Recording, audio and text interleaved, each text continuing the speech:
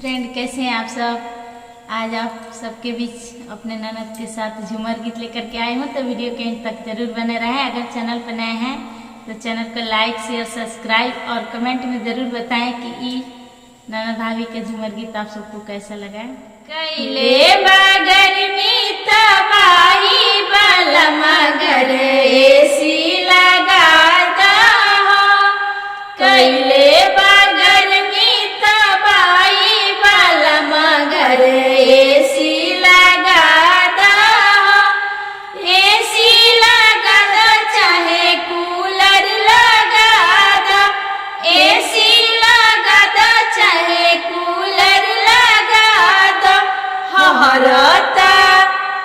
हरता जियरा जुड़ा दो बलमा घर एसी लगा दो, हरता जियरा जुड़ा दो बलमा घर एसी लगा दो।